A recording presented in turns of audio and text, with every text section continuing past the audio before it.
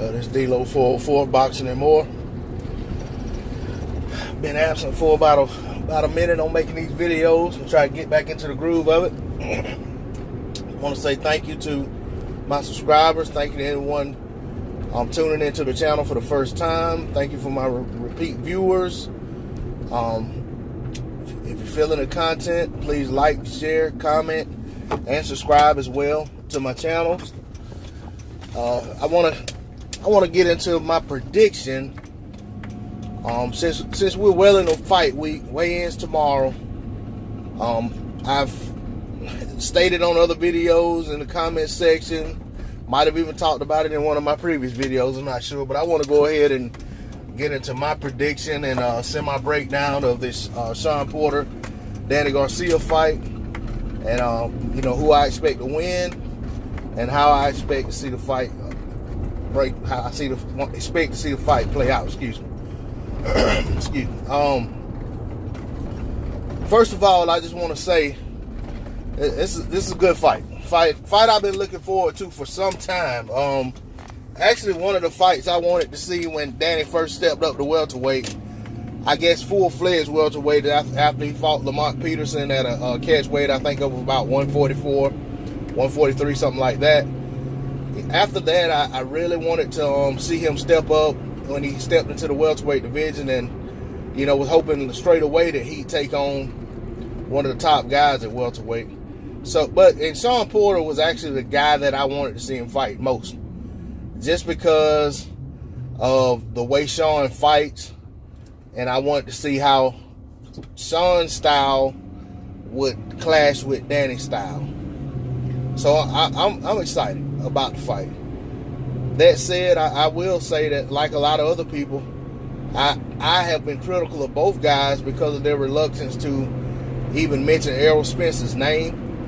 And both guys, you know, pretty much eager to get a rematch with Keith Thurman before he went out, you know, before he didn't make his comeback. They were both, you know, eager to get that fight. But there was Errol Spence, an active champion, neither guy really wanted to talk about. So for me, I lost a little bit of respect for the guys. You know, with me really being high on both guys as far as you know, really liking the way they approach the fight game, the way they handle their business, their attitude overall about boxing, and their willingness seemingly to fight anybody, kind of seemed to go out the door when Errol Spence's name came up. So that's where I kind of lost a little appreciation for the guys. But I think now they're both talking the right talk, saying that they'll fight him, and if it's next, they welcome that fight. So that's kind of made me feel even more excited about the fight, is because to know that the champion is gonna, you know, saying that they're willing to challenge themselves against another guy that's perceived to be one of the best in the division. So I can really appreciate that, regardless of what the circumstances are surrounding it. All I need to know is that they're willing to take the fight. So as for the fight itself, Shawn, he's very good at using his physical strength to his advantage in fights. You know, he gets a little, sometimes he gets a little rough and kind of skirts the rules a little bit with the head button and putting his head in your chest and chin and all of that. But at the end of the day, if the referee's letting it go, it's all a part of boxing. It's all about getting that position you want to get in there and work. You know, I will say that Shawn's not a guy that just uses his head reckless just for the sake of trying to create an injury, or, you know, for the sake of trying to get an advantage as far as inflicting damage and then being able to capitalize on that. I really think that head first, head down.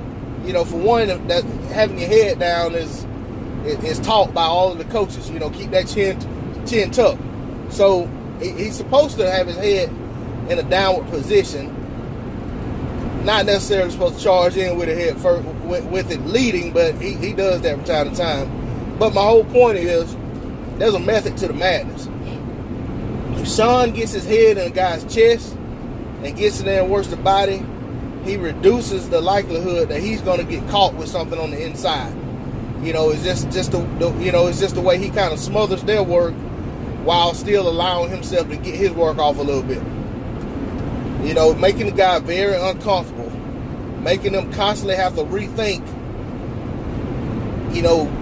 their positioning, rethink the whole situation they're in, and ultimately for some guys they probably rethink whether or not they should have signed for that fight. Once it gets a little rough and they're like, man, I probably shouldn't have signed to fight this guy. So Sean's a master at making guys uncomfortable, and I'm sure guys that fight Sean Porter, they have to change their game plan 3-4 times during the fight, because what they were hoping to do, Sean takes that away with his style. And it's hard when you look at the guys that Sean fought. Very seldomly have you ever seen a guy make Sean change his style. He pretty much does what he does, win, lose, or draw. And he's good at it. It's very effective for him.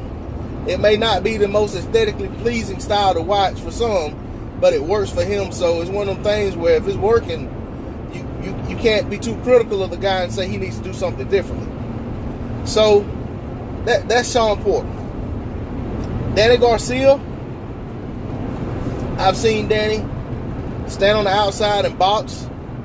I've seen him, fight off the front foot being the aggressor, fight off the back foot being a predominant counterpuncher in fights. He'll be a stalker if you put him in a position where he has to stalk. He'll have lulls of inactivity at times, but at times he'll let his hands go when he feels like he's pressing the advantage. I think he can do quite a few different styles in there. I think he can do a great deal of different things in the ring.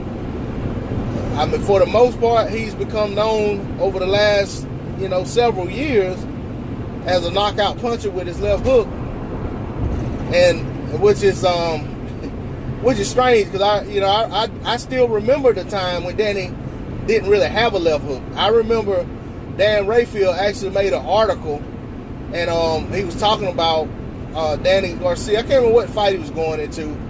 Maybe one of the Morales fights. I'm not sure, but that was actually the point of what he was saying. Was he said, Danny's a very good fighter, very polished, but he doesn't have a left hook, and for a right-handed fighter, he needs that left hook.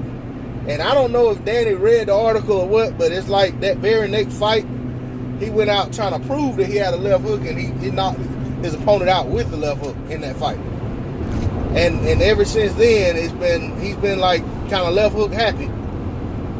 But and I'll just say that's the way he's finishing guys. I'm not gonna say he just goes in there and just goes for that money punch and doesn't set anything up. He's not that fighter. He really does work behind the jab, and he thinks in there, and he's cautious, but at the same time he'll put his foot on the gas when he sees the opportunity.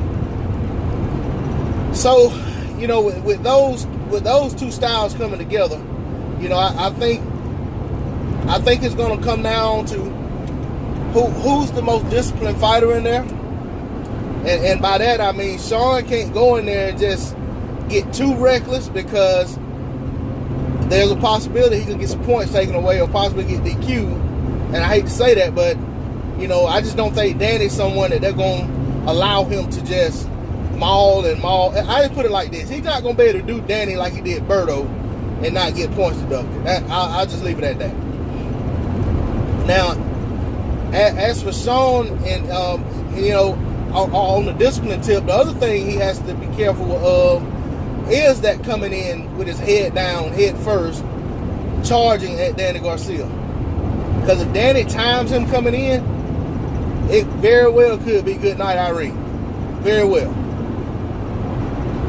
But at the same time, if Danny allows himself to, if he lets Sean outwork him round after round after round, he could find himself down.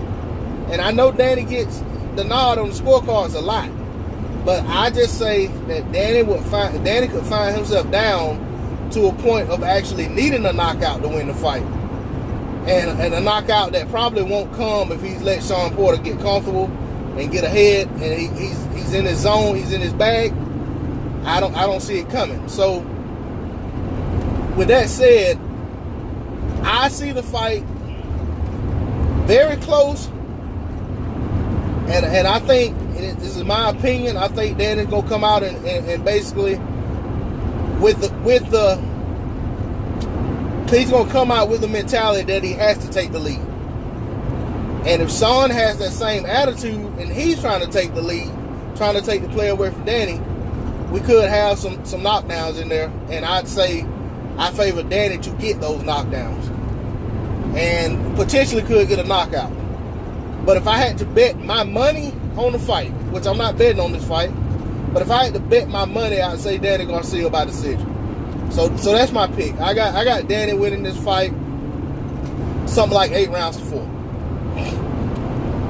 8 rounds to 4. Probably 8 rounds to 4 on 2 cards, and maybe a little close on the 3rd card.